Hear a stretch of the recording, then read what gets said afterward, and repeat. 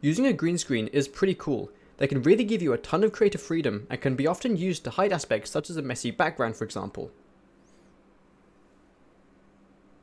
But the thing with green screens is that they can be pretty tricky to work with. Sometimes not all the screen will be keyed out properly, or other aspects might make using a green screen frustrating, but with some careful planning and some knowledge, anyone has the ability to create a convincing green screen. So let's get into the video.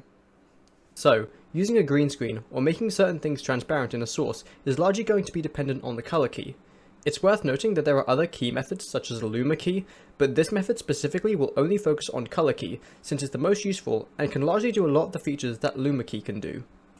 So firstly, you'll need to right click on the appropriate source and select filters. You can also access this by clicking on the source and selecting filters in the bar here if you have it. For this example, I am using a green color source to explain how the color key filters work. Next, we're going to click on the plus icon here in the bottom left and select color key, and from there you'll have a bunch of options to key out specific colors. The first thing here is color key type, and you can set this to green, blue, magenta, or any other color that you would like. An example of a color that I use here that isn't green is when I want to key out the background of this item display. I make the background of it as black as possible, and I key out the black.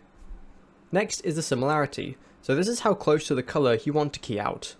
Setting this to max will aggressively key out anything remotely close to the chosen color, and setting this to 0 will do the opposite.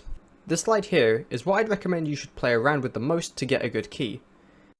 The other important slide here is smoothness, and changing this will change how smooth the key is. Keep in mind that this value might make the similarity a little bit more or less sensitive, so it's a good idea to adjust both sliders instead of just one when experimenting. As we move down the options, we see some fairly straightforward options, like opacity will adjust how opaque the key is, and contrast, brightness, and gamma will adjust the colours of the image, which might make keying certain colours out a bit easier. So just before we get into the next video, I do just want to drop an additional tip to anyone who wants to use a green screen, and that tip is optimizing your lighting. Now, apologies if this looks a little bit unprofessional, but I do just want to show you my setup just so you can get an idea on what I'm talking about.